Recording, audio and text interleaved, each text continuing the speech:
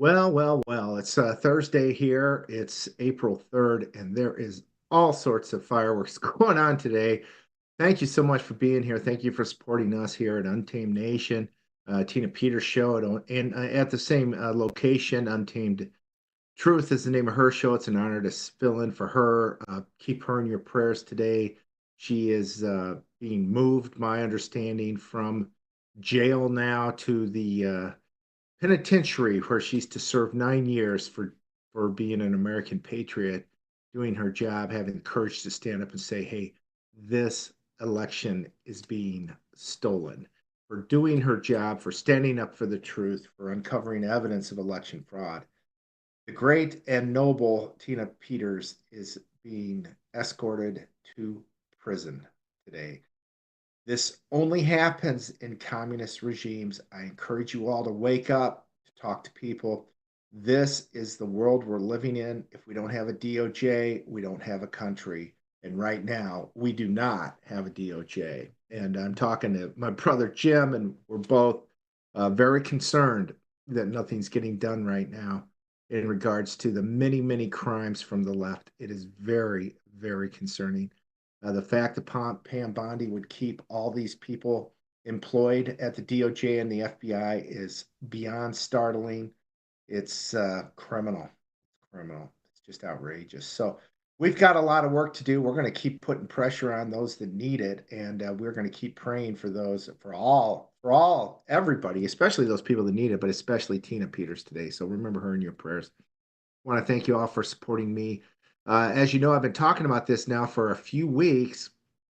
I'll be in St. Louis actually tomorrow, working with the United Sovereign Americans. We will be part of a 3-day weekend. It starts tomorrow night and then all day Saturday, Sunday. And I will be a guest speaker, keynote speaker on Saturday afternoon. And Vandersteel will be there Saturday night. So it'll be a great time, great people, lots of stuff to learn, lots to discuss, as you'll find out soon. And so it should be a great time. Thanks for all your support. If you can make it there, please do. If you live in the St. Louis area, please make it. There's still tickets available. Um, you can get the tickets and see how to get tickets at joehoff.com and or at United Sovereign Americans website, which I believe is United for um, you'll have to look online. I was going to say United for Truth, but that's not it. Anyways, they have their separate website, and they as well are selling tickets there. So please sign up. United for Freedom. Thank you so much, Chris. That's the name of their site. So you can go there too, get tickets. There's still some available. Hope to see you in St. Louis. They'll let you know the location. Let's just say it's out in the western part of the big metropolis. So hope to see you there. Hope to meet you. I'll have some books already I've sent there, so I hope to be signing some books during the event and selling them. And hopefully you can stop by and say hi. So look forward to that. Anyways, that'll be going on this weekend, starting tomorrow. So I'll be traveling tomorrow to get there to St. Louis. Anyways, should be a great time. With that said, lots going on. One piece that came out this morning, I put it up at joehoff.com, is that the left is finally admitting, Joe Biden, he really didn't have his, you know, he didn't have anything going on upstairs. The guy was lost. He was wiped out. He was more than senile. He was a joke. I see this Ron Klain guy who's just you have to be a Democrat in the Obama Biden administration. You have to be a beyond a liar. You have to be someone who sees nothing but I believe, the communist regime that they are. If you can, go full circle on everything and lead it back to the regime, then you are employable in that regime. This Klain guy was one of them. He came out this weekend or overnight actually. A book's coming out about Joe Biden, about how Biden. Oh yeah, he's now kind of realizing how Biden was kind of senile, kind of. They talk about how he was preparing for the debate last year, in June for his debate with Trump, where it was a tremendous failure, where he was just out to lunch. He was terrible. Policies are terrible, and Trump just destroyed him and called him the thief and the liar and the skunk that he is, saying this is the worst president in history by far. He was so right. Biden had no response. The guy was lost. He mumbled. Anyways, if you've forgotten how bad that debate was, I've got this video. It's from RT Times, but I want you to one caveat: Biden just lies about Trump in there a couple times. So if you can stomach that, the rest is startling to see how terrible a candidate the Democrats would bring to the table. They clearly knew. My point is, they clearly knew they were going to steal the election. If you throw this candidate up for you, you are stealing the election. And so, anyways, take a look at this. Skip down memory lane. Like so many politicians, this man is just a complainer. He said, we want to do this, we want to do that, we want to get rid of this tax, that tax, but he doesn't do anything. Let's see what your numbers are when this election is over. Let's see. You're a whiner. When you lost the first time, you continued, you appealed and appealed to courts all across the country. His presidency, he's without question the worst president, the worst presidency in the history of our country. We shouldn't be having a debate about it. There's nothing to debate. We are very, very close to World War III, and he's driving us there. And he told me, he said, I don't want to go in there because they're a bunch of losers and suckers. My son was not a loser, was not a sucker. You're the sucker. You're the loser. And we mentioned the laptop. We mentioned Russia, Russia, Russia, Ukraine, Ukraine, Ukraine. Everything he does is a lie. It's misinformation and disinformation. The losers and suckers story that he made up is a total lie on the military. It's a disgrace. But Social Security, he's destroying it. Zelensky comes to this country. He walks away with $60 billion. He's the greatest salesman ever. And I'm not knocking him. I'm not knocking anything. I'm only saying the money that we're spending on this war, and we shouldn't be spending, it should have never happened. I will have that war settled between Putin and Zelensky as president-elect before I take office on January 20th. I'll have that war settled. Israel and Hamas. Israel's the one that wants to go. He said the only one that wants to keep going is Hamas. Actually, Israel is the one, and you should let him go and let him finish the job. He doesn't want to do it. He's become like a Palestinian, but they don't like him because he's a very bad Palestinian. He's a weak one. This man is a criminal. This man, you're lucky. You're lucky. I did nothing wrong. We'd have a system that was rigged and disgusting. I did nothing wrong. Well, I took 2 tests, cognitive tests. I aced them, both of them, as you know. We made it public. He took none. I'd like to see him take one, just one, a real easy one. The total initiative relative to what we're going to do with more Border Patrol and more asylum officers. President Trump? I really don't know what he said at the end of that sentence. I don't think he knows what he said either. Look, we had the safest border in the history of our country. The border, all he had to do was leave it. All he had to do was leave it. In one of the greatest lines in debate history, I have no idea what he said, and I don't think he does either. And it couldn't have been more accurate and more true and more zinging than what Trump said there. He's the best. He was the best.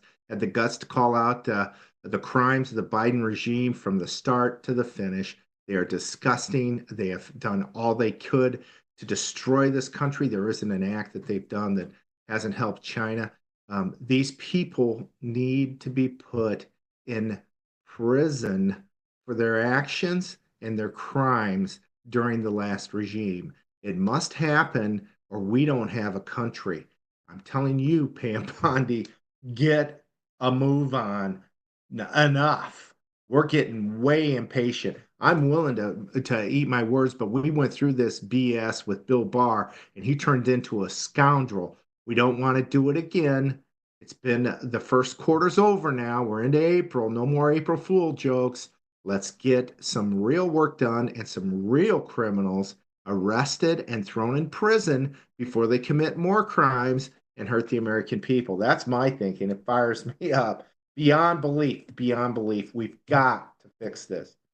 President Trump's doing everything right. I mean, he's doing incredible. The stuff that he's on top of is so unbelievable. He talked about tariffs back in 2016. Nobody was talking about tariffs then. And I can remember sitting down with some real smart attorneys that I knew, and they're, oh, it's just going to be so terrible. Trump's tariffs are just terrible. It's going to crash the economy. The economy boomed. It exploded after Trump's tariffs.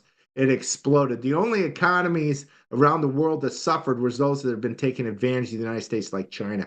And I put a few posts up this morning about China and why we have tariffs and why we need to protect our manufacturing. But Stephen Miller came out yesterday. This clip was out this morning. I think it's excellent. Let's listen to what he has to say about tariffs and President Trump's efforts to protect this country economically.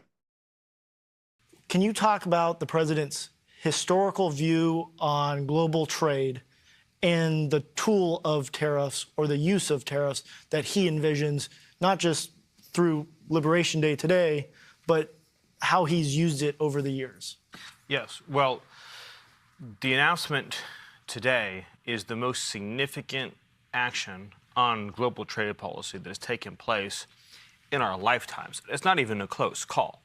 I mean, this is probably the biggest event that's happened on global trade since the very ill-fated decision that we are now reversing of knocking down all of America's trade tariffs and revenue policies that led to the offshoring and outsourcing of all of our industry. So this is the great reversal of that great betrayal, is how I look at it. So in the 20th century, successive American presidents knocked down all of the policies that we had to protect American industry, and they did insane things like letting China into the World Trade Organization, as an example. And we watched all of our factories go overseas. This is the complete reversal of that. This is the great onshoring, the great reshoring of American jobs and wealth. So if you look at America today, we're totally dependent on foreign countries for the supplies that make this country run, for all of the essential goods, materials, manufactured products that make it possible for us to live our lives. Our cars, our electronics, all the materials that go into our homes, our buildings, our medical supplies, our entire supply chains are completely embedded in foreign countries. So if there's a national emergency of any kind, and a country shuts off an import or a foreign power embargoes a sea lane, we are then left defenseless, helpless, because of the decisions that prior leaders made that President Trump is now reversing to let all of these industries leave our country. And so what he's doing today is, for the first time ever, he's saying that if you have stolen our jobs and therefore threatened our national security, we will apply a reciprocal tariff based on the degree of your misconduct.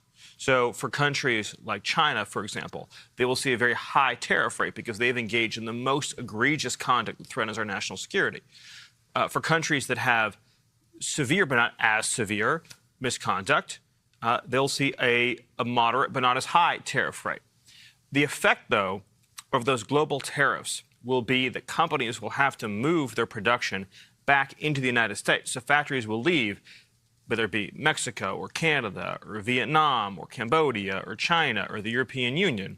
They will come back to the United States to produce their products, to make their goods. And in so doing, yes, it will create jobs. Yes, it will increase revenues. But most importantly, it will restore our national security so that we will not be dependent on anyone else to survive and thrive as a nation. That's the significance we're talking about today, the most important economic event of our lifetimes. And Stephen,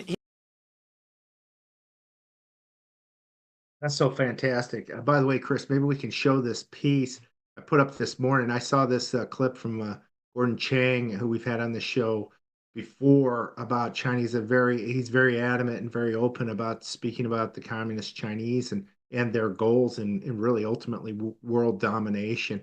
Well, what happened this past week is the UK shut down its last steel mill. It's the last one. And anyways, that was where the Industrial Revolution started, was in the UK. Now they're shutting down because China bought those steel mills in the UK and slowly shut them all down. I mean, at the same time, China is investing in massive coal plants for energy within China. And what's going to happen over there? Well, I'll bet they make some steel, and I bet you they ship it now to the UK. President Trump is protecting us from this. He's opening up steel again in the U.S. We need to be, economically independent. And that's what he's asking for. And there's no reason we shouldn't be. These tariffs make all the sense in the world. And economically, they make tremendous sense. So, anyways, I thought that was really interesting stuff. Really, really great stuff from President Trump and his team. Stephen Moore has talked about the tariffs. I've met Stephen. He's a great guy. He's a really sharp guy. Was with Trump in the first administration. Was behind that economic absolute explosion that occurred in the first Trump administration. And the Fed kept lowering rates to slow down the economy because Trump had it on a roll, which was horrible. The Fed needed to just leave stuff alone. I've heard Steve mention that. Well, Moore has more on these Trump tariffs. Take a look at what he has to say. I think that what we're going to hear is a lot about this idea of reciprocal tariffs, as you just mentioned. The idea that, the United States does have the lowest tariffs virtually in the world. Mm-hmm. And as Trump has been saying, that these other countries are ripping us off. They're not playing by the rules of the game. It's not a level playing field. And, I'm a free trade guy. I believe it's beneficial to the world to lower tariffs as much as possible. If Trump's policies work out here, I do believe at the end of the day that there will be a lowering of tariffs around the world. Our tariffs are about 3 or 4 or 5%, and many other countries are above 20%. And so that just is something we can't live with. And at the end of the day, this could be a liberation from those high tariffs that these other countries are charging American-made, whether it's cars or whether it's our manufactured items or whether it's technology. It simply isn't a fair trading system right now. That's fantastic. The guys that are in the know that what Trump's doing is absolutely right. We saw it happen before. It's going to put money back into the pockets of Americans and stop taking our money and sending it over to these monsters overseas. Here's Charles Payne from Fox Business, who I've really always thought he was a straight shooter. And he's talking about the tariffs here. Watch this. President Trump ran on tariffs. What we just saw was a president who did what he said he was going to do. Every single day, the media said Trump is running on tariffs, and people said, we know that. Trump is running on bringing back manufacturing. People said, we know that. And they went and pulled the lever for him. This is mind-boggling to me that the media is focused on pain. Listen to me. I heard someone earlier today on another network say that countries send us wine, cheese, and Mercedes, and we give them a piece of paper, as if we're getting the better end of the bargain. People sweat. They work hard. They sacrifice families. Families are broken up. People commit crimes for this piece of paper. It represents an investment, our life, our energy. It represents a lot. So we send it over there. We get all this plastic crap on this table. You know how that money comes back to this country? They buy this building. They buy our farms. Mm-hmm. This system is unsustainable. It's unsustainable. We have to figure it out. So if the American people can make a short-term hey, that beach ball costs 50 cents more. I won't buy it. This is what's really amazing to me. And unfortunately, I hear it on all our network and a lot of networks that somehow we all want a good GDP. We all want a good economy. But does it have to come at the expense? Is it patriotic to always stay in debt? Is it patriotic to spend my entire paycheck so that the economy is good? Is it patriotic so my kids can't afford to go to college? I don't have a retirement. I don't have a decent home. Is that patriotic? Is our patriotism tied to Wall Street? Or should it be tied to our own personal ability to achieve the American dream? We need to rethink all of this. That's great. Charles Payne there from Fox Business. Really great. Just lays it all out. He's been fantastic for a very long time. Great stuff. He knows what's going on. Yes, we need to bring America money back here. I got to tell you, I moved over to Hong Kong back more than 10 years ago now. I was there for about a decade, and I saw firsthand the amount of money that was being shipped overseas to China. These cities in China, they've got the best airports in the world, some cities you've never even heard of. Maybe Wuhan, even Shangfan. Some of these cities have Shenzhen, some of the nicest airports you've ever seen. They're huge, they're beautiful. It's unbelievable what they've been able to do, the infrastructure and the money they put into that country because of U.S. dollars going over there in our manufacturing. where they then sell it back to us and make a huge profit. It's unbelievable. And now we've gotten to the point where we don't have, I've heard numbers like pharmaceuticals, all sorts of goods we have no control over. And so, yeah, something like was mentioned, prior in this broadcast already, something happens, a sea lane gets blocked, or a country decides to, prevent us from basically um, gaining any of these products that are made overseas. Man, we're screwed. It could be really damaging. We saw it with COVID. All of a sudden, masks were in huge demand here, and we didn't have any. We were in, and China was wanting to send them. Although I think the whole thing was a sham in the first place, and I hated those damn masks. But we saw it. We saw what could happen if you don't have products made in your own country. Here's one final piece. This is by the current Treasury or Commerce Secretary Lutnick on the tariffs. Listen to what he has to say. They're going to want to negotiate, but these are the same people who have been ripping us off for all these years. Remember, the tariffs are only part of the issue. It's these non-tariff trade barriers where they just won't let you trade. They provide subsidies back, like they charge this VAT tax, right? And they always say, oh, it's not the VAT tax. You know what some of these countries do? They take that 20% tax and they give it back to their producers. So they crush our people. It's got to end, and what's going to happen is you're going to see the greatest renaissance of manufacturing in America. $4 trillion investing in America. That's going to create the most incredible set of jobs. Tradecraft is going to come back to America. People, a high school educated workforce is going to get trained to do robot mechanic, HVAC, but in high tech, fabs for semiconductors. I mean, the coolest jobs, the highest paying jobs, they're all coming to America, and Donald Trump is bringing them in because we're tired of having them built in Taiwan. We're tired of having it built in South Korea. It's time for these things to be built in America, and these jobs are coming home. There you have it, folks. That's what we're doing. We're saving the American people. We're saving this country. We're doing it economically.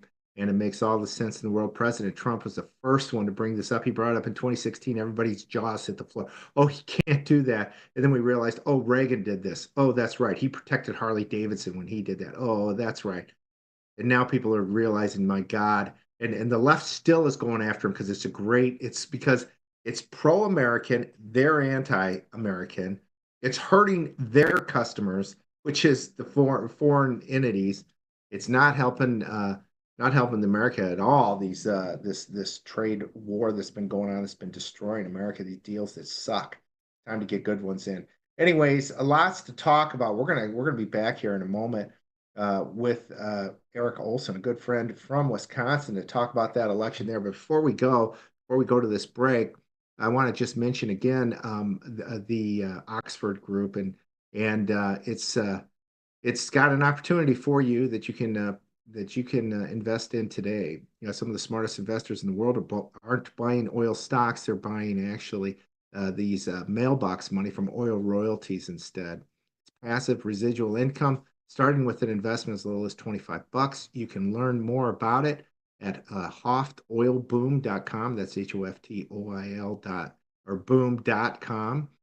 You don't need to be wealthy. You don't need to have much, just a average regular brokerage account, and you can get started. Learn more at hoftoilboom.com. We're going to take a quick break, and we'll be right back with Erik Olsen.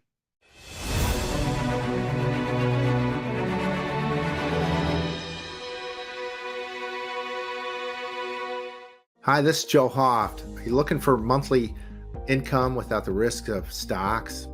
Here's something you won't hear about on CNBC. There's a unique way to collect royalties directly from America's most productive oil fields. No exploring, drilling, or operational headaches. You simply collect checks month after month. The best part? You can get started with just $25 through any brokerage account. The Oxford Club's chief income strategist, Mark Lechtenfeld, breaks down what he believes is the #1 royalty play for 2025. Visit hoftoilboom.com now to learn more. That's hoftoilboom.com, HOFTOILBOOM.com. Stop buying oil stocks and start collecting oil royalty checks now instead. In every thread, in every stitch, Honor-Bound USA weaves the fabric of the American spirit. It's not just apparel, it's a testament to God, family, and country. At Honor-Bound USA, we're a family of patriots who put our faith, family, and America first. When you visit our website, you'll find a line of products that embody our commitment to pray, stand, speak, and act. As the official site for the Untamed podcast, all of our products proclaim speaking the truth with courage. We also have the powerful documentary from Professor David Clements, Let My People Go. Identify yourself as one of the few who are willing to stand for what they believe in. Join the Honor-Bound USA family today. Wear it as a badge of honor, commitment to the values that shape us, and a pledge to the bright future we will build together. Because when you're honor-bound, you're not just wearing a brand, you're embodying a lifestyle.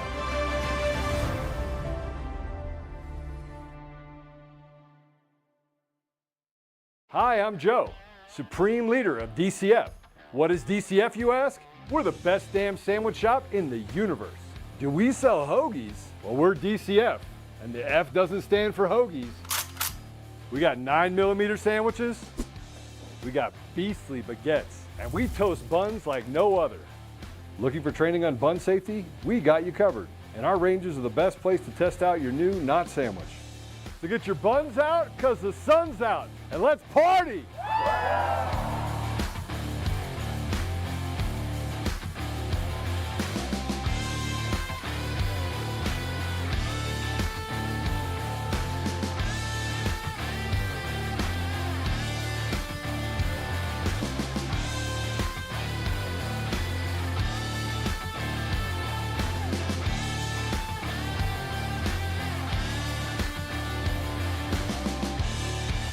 We're not actually a sandwich shop.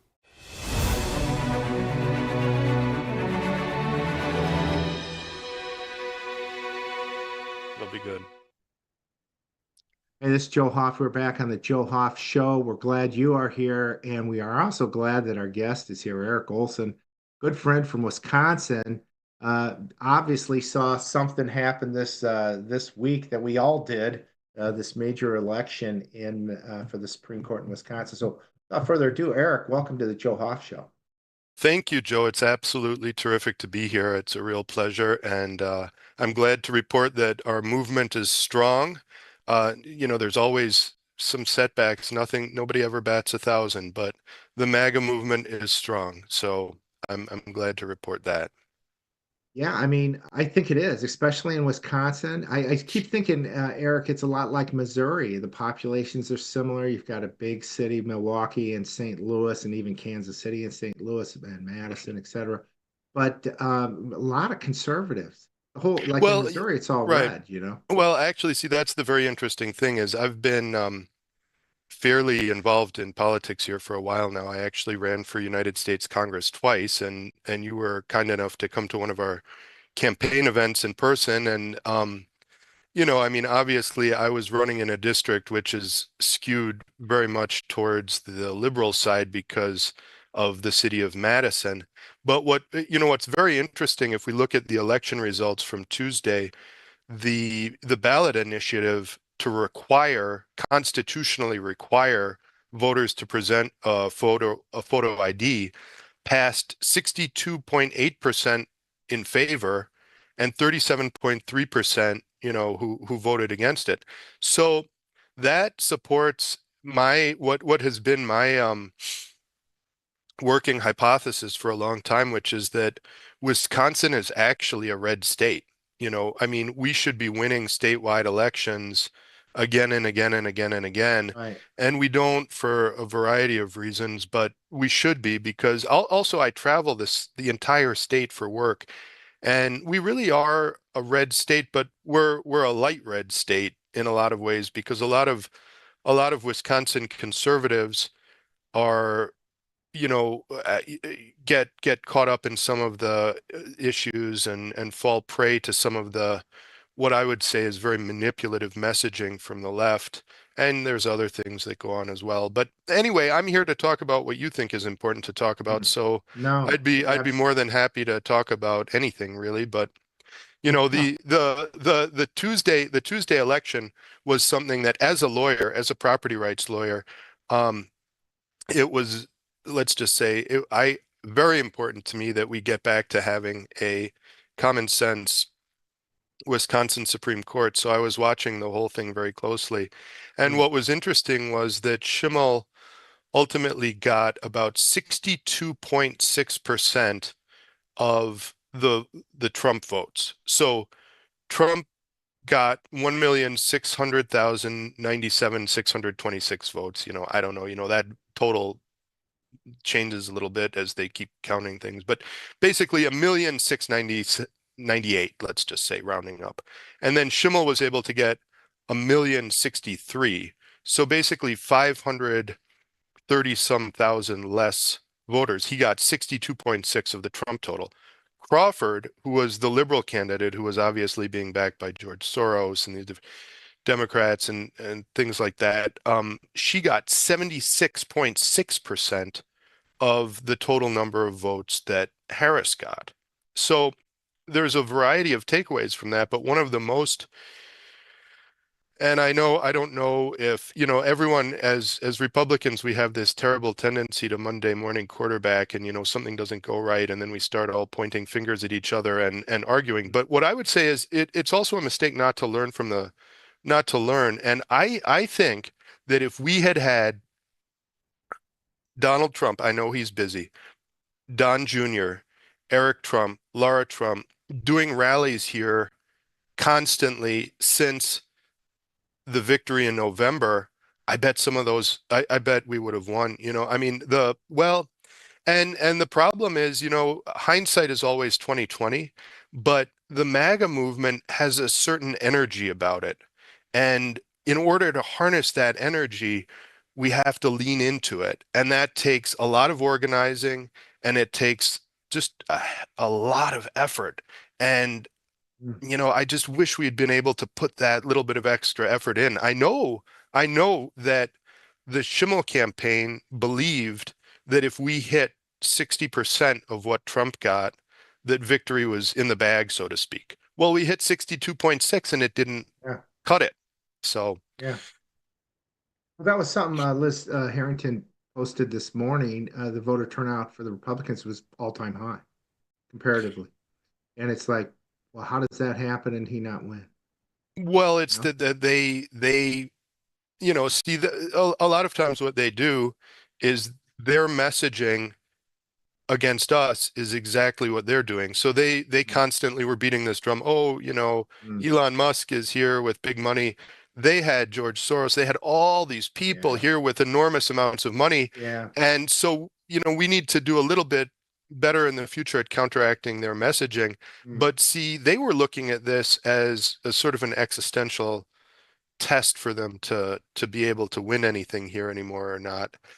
And we just have to do, see, the problem is if you set a goal and then you reach the goal and it wasn't enough, do you have a problem with what you did, or do you have a problem with the goal you established? Do you see what I mean? Well, let me share this piece from yesterday Please. with Liz Harrington. As we have a bit of a different take. Okay. So here we go. And because of this election's not certifiable, and therefore it was stolen. And that's why I'm so thrilled to see Elon come out with auditing basically results, because that's what we needed. We didn't need attorneys, we didn't need grifters. We needed auditors to step in here and figure out what's broke. And we're finally doing it. I mean, are they going to do this with elections, though? They have to do Doge for elections. Do it with the voter rolls, do it with the machines, the mail-in ballots. I mean, you'll look at it for 1 minute, just like they looked at Social Security and everything else, and say, this is not auditable. It's not. Purposefully so. Purposefully so. Like everything that he's finding in the way they run the government, it's exactly the same way they run the elections. It's the same exact thing. And it's intentional. Because if you were able to audit it, you'd say, this is bogus. These are votes coming in and out. You don't know where they're from. There's no chain of custody. Exactly. Just like the payments that go out from the bank account. I mean, Yeah. but this is even worse because you'll never have a prayer of stopping the payments going out, right? Like what they're doing now and these bad contracts and the fraud. You'll never have a prayer if you can't get in because the election is broken. I mean, that's what, and they would find it so fast. They would look at these voter rolls and see that it's a total joke. Okay. Yeah, we don't need more turnout. Okay. They've turned out everybody. I mean, it's absurd. They're flipping the votes. And if you look in that, I mean, because there were only two possibilities, that Pennsylvania special election. It was either they're taking names and voting, people that don't vote for the Democrat, or they're flipping the vote. And I think they're flipping the vote. It probably changes. But in that instance, because they cross-checked the mail-in votes, which they claimed 25% went to the Democrats. That was Liz Harrington there, Erik. We talked about this yesterday. We're both pretty much of the same mindset that our election process is broken. And you've got my books. You've been so kind to have me out there, as you mentioned. I just think everything in this process is broken. I'm so excited to see Doge look at this and even bring up there in Wisconsin Sunday night.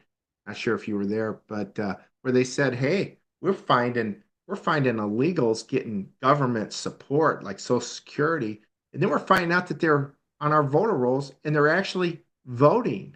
And so, that is a big issue. All this stuff is really huge. What do you think? It's an absolutely huge issue. I actually was, okay, so if you notice my voice is a little bit scratchy. I had a cold, and then I went up Sunday night to see Elon Musk in Green Bay at the and what was amazing was I didn't think that he was gonna, I guess this was naive on my part, but I didn't think he was gonna pull that kind of a crowd.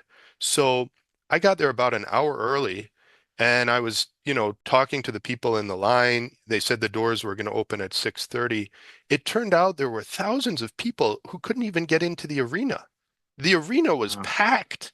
And it was like the energy was kind of like the energy at a Trump rally. I mean, it was this intense energy. And he got there and he got on the stage. So what ended up happening was that I actually listened to him on the drive back to Madison, which is about 2.5 hours, because ultimately it was just like, you're not going to get in. Now, probably I probably could have gotten VIP status or something like that if I had talked to people in advance, but I just went and stood in the line with everybody else. I never imagined he was going to pack the facility like that. And what that tells me is that our movement is, why wasn't he okay? Again, I love Elon. I think he did a great thing. It would have been spectacular to have 8 rallies like that. It would have built the energy up more. We could have had, Don Jr., we could have had Eric Trump, we could have had all these people. And I'm not blaming them. I'm blaming us as Wisconsin Republicans for not getting our act together to call these people and bring them in. I'm blaming myself. I didn't do this. I could have taken the initiative to try to do these things. So I'm certainly not pointing fingers at anybody else. But we do have a problem that the election system itself is a mess, and people, there's the question about who's voting and illegals voting.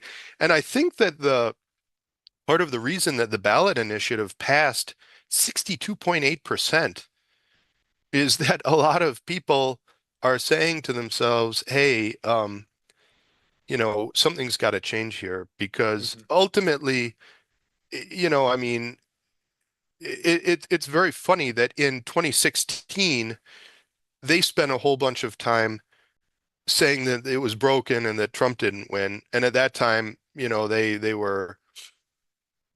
they thought that was great. And then they called us all names when we pointed out the deficiencies later.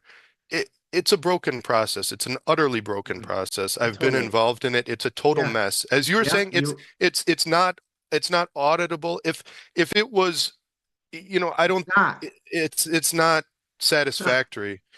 And Erik, you've probably been screwed more than anybody. You're there in that Madison, Dane County. The numbers this time were even bigger. They were astronomical in Dane County. And like, how is this happening? Well, And but your voter rolls in Wisconsin, what do you got? Like 8 million people on your voter rolls, and four that are at 4 million or whatever that are active or whatever. The numbers are astronomical. What's r- going on there? well, I wanna say it's there's something going on which is very sad. We were let me think here. On Saturday, the Saturday before Elon came to Green Bay, um, I was out holding up a big Schimmel sign on a bridge between Dane County and Sauk County with a bunch of other people, with a bunch of other Republicans. And so we were doing that, and then there were other people on the bridge holding up Crawford signs. So it was, democracy or whatever. Everybody's waving signs. But what was unbelievable was the number of people who drove by in cars and looked at us holding these Schimmel signs, and first of all, gave us the middle finger. But second of all, their faces were just contorted in hatred and rage. And I'm not saying everybody, but I'm saying, even if you see 20 or 30 people like that over the course of several hours, that's saying something is deeply wrong because that level of anger and rage has no place in a Supreme Court election. I mean, we're talking about two, different ideologies, judicial ideologies. So the left has harnessed a very, very evil energy of rage Yeah. and hatred, and they've put it into people's minds. And this is very, very dangerous because this is things that we see historically happened in places like the Soviet Union and in places like, I hate to say it, but like Germany before the Second World War, where a very visceral sort of hate was directed against a Mm. subset of people. And then you see Yeah. very crazy results, such as Yeah. people burning down Tesla dealerships, and apparently much of the mainstream press thinking that that's completely somehow acceptable. Sure. So we are Well, we are in the midst of a spiritual war. And the well, it's sooner it's that we it's a recognize communist. that, the You're better. right. It's spiritual, you're right, and it's ultimately very similar to what you just said to the Nazis and the communists. If you study history, they steal the elections, they take power, and then they show no mercy, and you are dead if you stand up and say anything. And I believe we're really, really close to that. People like myself getting, attacked, through all sorts of means, censored, etc. It's outrageous what's happening today. A lot of people they're not even aware of it. But I'll tell you this, Eric. I wrote those three books on the 2020 election, and my first book was what happened beforehand, because Hmm. I wasn't ready to really dig into it. I'm still trying to figure out what's happened, but I had all this information of the media, their bias, social media bias. Everybody was censored, taken down, myself included. I was taken down as soon as I put up some Hunter Biden stuff. Bam, Twitter takes me down. It's just the amazing amount of censorship, etc. Now we find out that the government was paying these entities to censor us and to write negative press about us and claim that we're liars, like NewsGuard and some of these entities, these fact checkers that were anti-American, anti the truth, anti what we were reporting for sure.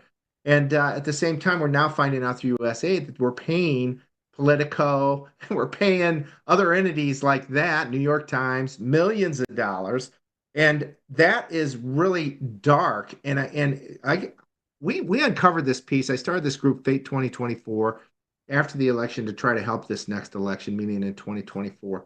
And we found that there was this one entity, and they brag about this picture of all these entities. They're about the size, let's say, of a dime on the page, and it's just maybe 100 of them that are all connected. And the guy says this looks like fifth generation warfare.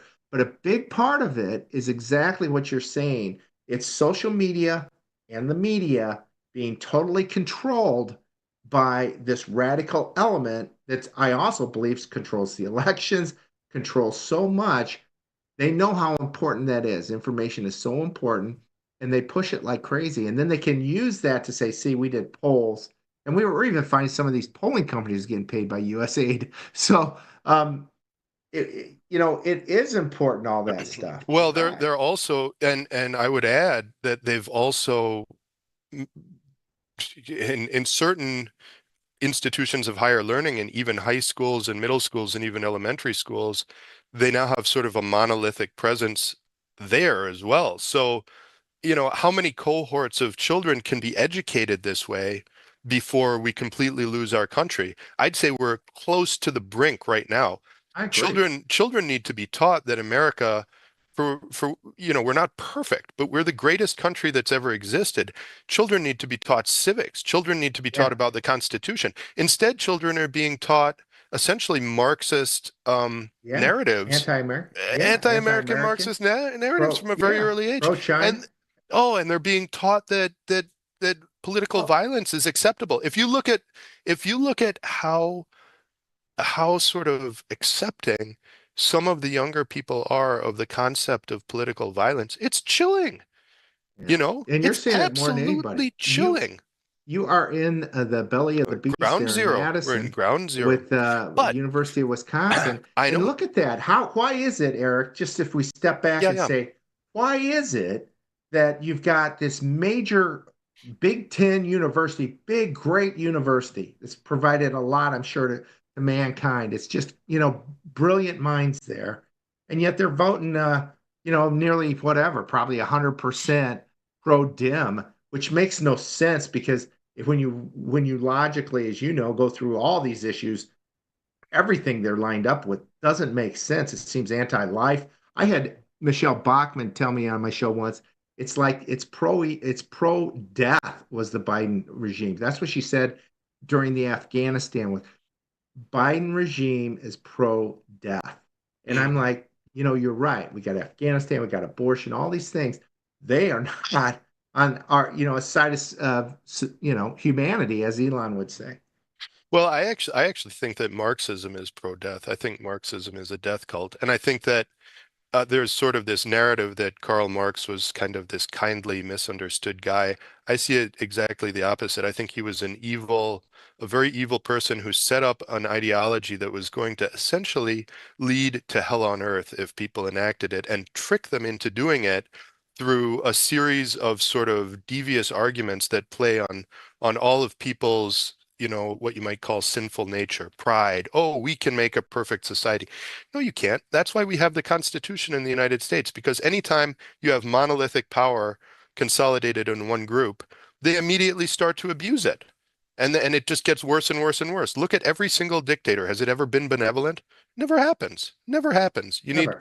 never. And that was the genius of the United States of America, is people realized, well, we the people need to be the sovereign, and then we need to make sure that government is kept on a fairly short leash, because if they're not, pretty soon we the people live in the doghouse, and the dog that was supposed to be our trusty servant and protector is living in our house, and we're kicked out eating the scraps. And that's what Donald Trump is trying to fix. Donald Trump is trying to put the people back in power. That's why working people now support Republicans. I mean, the Republican Party has dramatically changed under Donald Trump, and I hope it Oh, continues on that path far into the future, yeah. because that's what we need. We need to make America great again for we the people. Yeah. Pro-life, pro-America, Pro-life, 100% pro-life. pro-economy, pro-US, pro safety, pro-security, pro-prosperity, everything Trump's doing. Well, To me, everything Biden did was against America and helped China. There isn't a single thing they did that I can name that didn't help China in some regard and hurt America. I couldn't agree with you more. There was a sort of a globalist anti-American agenda at work. And I do think also that as Republicans, we need to be proud of being pro-life.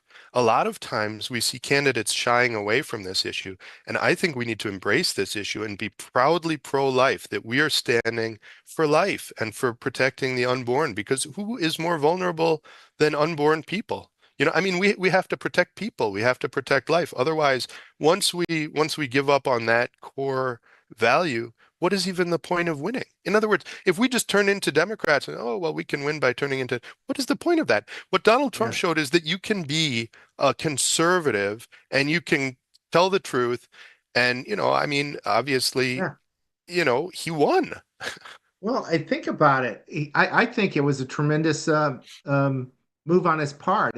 Even if it was just political, which I don't think it is, I think Trump's pro-life, and it went. It's a winner, and it's funny because before this election, the only thing the left was throwing out there was pro-abortion, and it was like that's a sick platform to be on. To me, that's like you said, it's pro-death.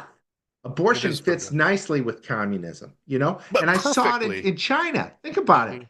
They aborted more people over there than maybe, well, than certainly the population of the United States.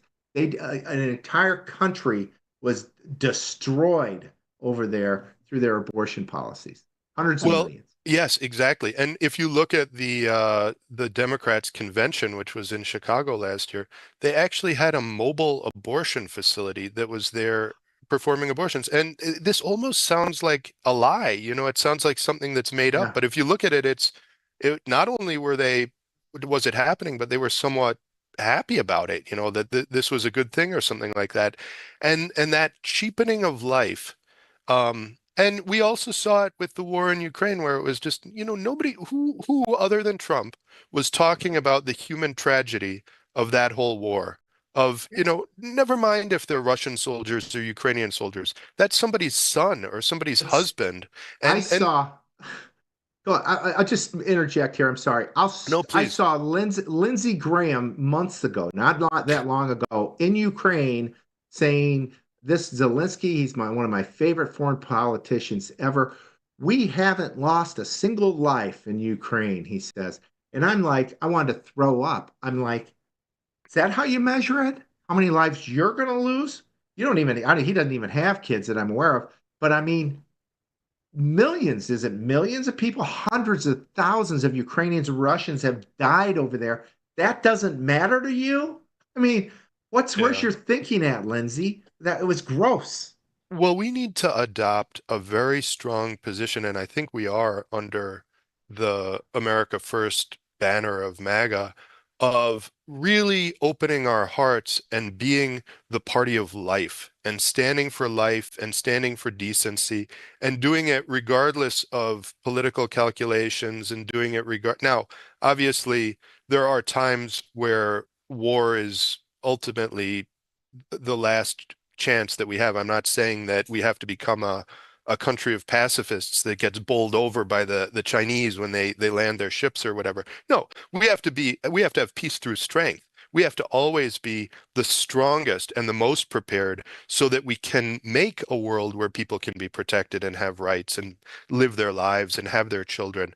And I mean, I know this is sometimes not a very popular position for conservatives, but I think we also have to really help mothers who make the right decision. And if that means helping with childcare or helping, providing some different measures so that women, are able to afford to have a child, because really, quite frankly, sometimes people are getting really talked into making very bad decisions by abortionists. But as conservatives, we should be figuring out, okay, how can we create situations so that women can have childcare, women can have diapers. I mean, how is it that we live in a world where we have countless billions of dollars to send over to Zelensky, half of it to be siphoned away into private bank accounts, and the other half to kill young people, but we can't help young women here in the United States afford diapers for their babies when they want to have children? That's sick. And we have to be the champions of that. I would like to see abortion become a thing of the past, just like foot binding became in China. They used to bind women's feet. I would like that more or less went away because people realized it was barbaric. I dream of a world where abortion goes away, and we see a world where life is celebrated and we cherish life, and Yeah. we achieve peace through strength. That's the only way to do it. It will never come through weakness and appeasement. But if Trump had been in office, Ukraine wouldn't have happened. October 7th wouldn't have happened. None of this would have happened. Now he's trying to unwind the disastrous, poor, weak decision making of a death cult. Really, if you get right down to it, the Biden administration, you could be called, maybe it's hyperbolic. Maybe it's hyperbolic, but a lot of death occurred on their watch. That's for sure. So Yeah. is it unfair to call them a death cult if that's what gets the message across? I don't know. Wouldn't be Maybe the it's first totally person to say fair. it. Right. Yeah, wouldn't be the first person to say it. And when you look at their policies, it's like, what is there that's pro-life at all? What is there? I War, agree. war, abortion, God, what else? Poverty, debt.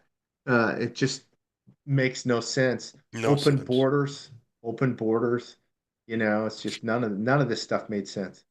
And what and maybe we're running out of time, but what a tragedy the border was too. I mean, if you think about a tragedy of epic proportions, a complete betrayal of the American working class, and then for what? For people to be trafficked, or many times trafficked Yeah, for sex, or trafficked for labor, locked up, and I mean, insanity. Total yeah. insanity. We don't And know where 300,000 kids are to this day, maybe 400,000. We don't even know where they're at.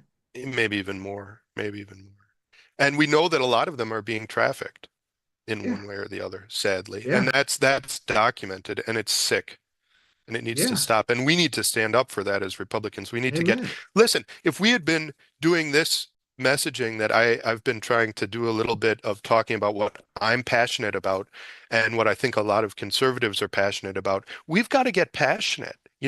We Well, can no it is. longer be these Yeah, drab little Republicans who yeah, go and have a drink at a country club and talk about cutting taxes. Okay, yeah. we have to cut taxes, but we have to talk about the deep, visceral human issues that make us American, and we have to Yeah, build passion. yeah, I agree 100%. And I think we're on the right side. We're on the side side of life We and are. God and happiness. And they're all the same street. And but I got to tell you, I'm still very, very concerned about our election process. I think Trump blew them away. They knew there was no way they could steal it for senile Joe or crazy Kamala. I think that there's still a lot of work to do. We've got to get rid of these ballots that are getting flying all over the place that there's no chain of custody on, virtually none. I'm sorry, there's none. Uh, Appropriate chain of custody from a professionally auditing perspective would be every single ballot needs to be followed through a process that we know where it's been, who's seen it, who's touched it, etc. We don't have that. These mail out ballot, we don't know where the hell they're going. You had 500,000 in this last election here this week. I swear I don't trust that process. I don't trust the machines. I'd like to see go back to a single day with adequate voter rolls, get rid of this mail-in ballot stuff, and really get rid of these machines too. We can do it without them. I had a girl from Italy on my show last Friday and talk about this. It's like in Italy, it's so much easier to do what to do an election. It's all paper ballots, one day basically. Count the ballots, small precincts, stuff like we used to do for 200 years in this country. I don't know why we can't get back to it. Yeah, I couldn't agree more. And actually, I believe that France is also same day paper Yeah, ballots, and it's counted, in by hand so everybody can see. You yeah, should also see how, I mean, yeah, I agree with you. It's not a system that's a good system is a system that everybody trusts. So it's just like a relationship. If the trust is broken down for some reason, then people need to talk to each other in a civil kind of a way and say, okay, what gets this trust back? And if people have an idea that gets the trust back and it's cost effective and it's common sense, and we can say, for example, hey, look, they're doing it this way in France and it doesn't seem to be, the sky didn't fall. Why is anybody objecting to it? That's what I don't get. And as yeah. Elon Musk said a number of times, why is anybody passing laws that would make it illegal to ask for ID unless you want to cheat? I mean, how could it possibly be that in order to vote, you need less ID than you need to buy a can of beer or something like that? It makes just zero sense. And you Nuts. know who backs me up on that 100%, 1000%?